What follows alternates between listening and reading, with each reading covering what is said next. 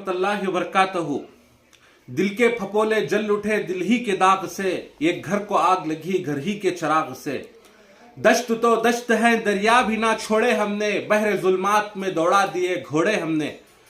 मेरे अजीज साथियों, मेरे दोस्तों, मेरी पर्दा नशीन माँ बहनों और मेरे तमाम बुजुर्ग साथियों को खुसूसी तौर पर मैं कर्नाटका के अवाम से और शहर दावनगिरे साउथ के अवाम से मुखातिब हूँ।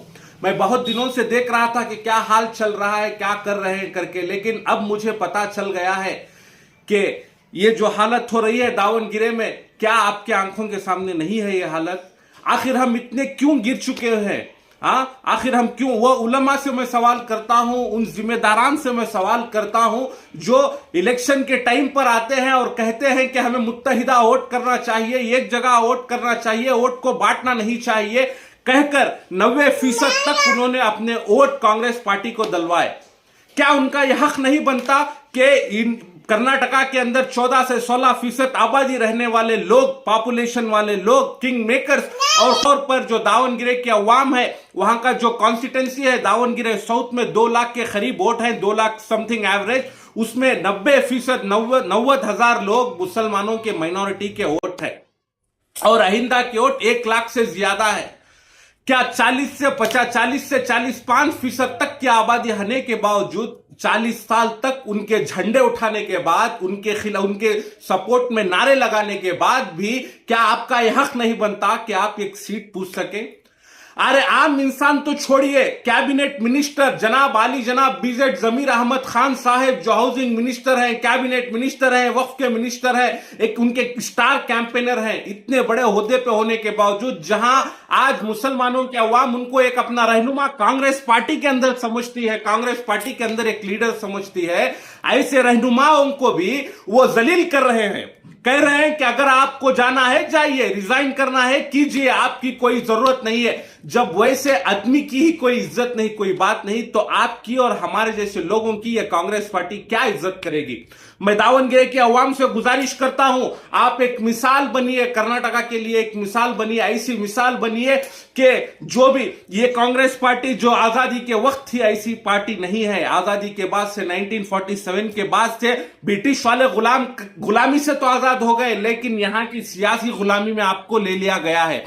तो मैं गुजारिश करता हूं आप लोगों से कि गुलामी से बाहर निकलिए, अपने जिस्म में जैसे खून होता है इसी तरह आपसे गुजारिश करता हूं हर पार्टी में जाइए, चाहे वो कोई भी पार्टी हो। मैं यहां कोई पार्टी का नाम नहीं लेना चाहता और ना ही मैं किसी कैंडिडेट के लिए वोट मांग रहा हूं। मेरे दिल में जो दर्द है मेरी कौम को इज्जत को लेकर, बखा को लेकर, आने वाले दिनों को लेकर, वो दर्द मैं आपके सामने जाहिर कर रहा हूं। मेरी इस वीडियो को जितना हो सके दावनगिरे के घर घर तक पहुंचाइए, हर मां बहन तक पहुंचाइए, हर नौजवान, हर बुजुर्ग तक पहुंचाइए। दावनगिरे में ज्यादा से ज्यादा पढ़े लिखे नौजवान है, आपको यह फैसला करना है, आपको इस बार दिखाना है कि मुसलमानों को माइनॉरिटी की बेइज्जती कर कर क्या होता है। जैसे 1983 में किया था कांग्रेस। सिर्फ आने वाले चंद दिनों में कर्नाटका का असेंबली इंतखाबात होने वाला है, इलेक्शन होने वाला है। ये एक एग्जाम्पल बनिए ताकि आपको देखकर, आपको सीखकर तमाम कर्नाटका के अवाम उसी तरह कांग्रेस का साथ करे जिस तरह वो हमें कर रहे हैं। क्या कर रहे हैं लोग? जब 90% वोट लेकर जब ये अधिकार में आ रहे हैं, ये 135+ सीट लेकर ये अधिकार में आ रहे हैं, इसके बावजूद कोगिले लेवट में हमारे आदमियों के घर तोड़े गए, तनिसंद्रा में हमारे आदमियों के घर तोड़े गए, अब दावनगिरे में हमारे हक छीन कर किसी और को दिया गया। जिस खानदान का एक बंदा एमएलए है, एक बंदा मिनिस्टर है, एक बंदा एमपी है और वो लड़का जिसके अभी दूध के दांत तक नहीं गिरे, फिर उसे उठाकर इन्होंने सीट दिया गया है। और ये सादिक पहलवान से मैं बोलना चाहता हूं, आप एक बुजुर्ग हस्ती हैं, आपको नौजवानों के लिए एक आइडल बनना था, लेकिन आपने हथियार डालकर यह साबित कर दिया कि आप एक लीडर नहीं, आप गुलाम हो, उनके कांग्रेस पार्टी के गुलाम हो आप।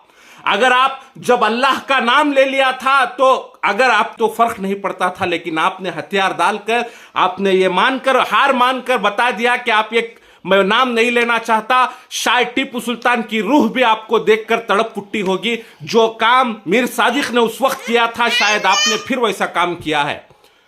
मैं तमाम बुजुर्गों से, तमाम दावनगरे की अवाम से गुजारिश करता हूं कि इस बार मुत्तहिदा तौर पर मैं नहीं बोलूंगा कि किसको वोट डालना है, आप सोचिए, आप बेहतर जानने वाले हैं, आपके लिए कौन बेहतर है वहां पर, उसको चुनकर मुत्तहिदा वोट डालिए। और ये जान लीजिए कि ये वोट भी जाया नहीं होना चाहिए। सारी कर्नाटका, सारे इंडिया आपके ऊपर नजर रखा हुआ है और आपको एक मिसाल बनना है। ये कि वोट भी मिस नहीं होना चाहिए। ये हमारी बखा का फैसला है, ये हमारी इज्जत का फैसला है, ये हमारी आने वाली नस्लों की बखा का, लीडरशिप का फैसला है। बस इतना कहकर मैं अपनी बात को खत्म करता हूं। अस्सलाम वालेकुम रहमतुल्लाहि बरकातहू। मेरा नाम इमरान पाशा है, मैं शहर बेंगलोर से, कर्नाटक से हूं।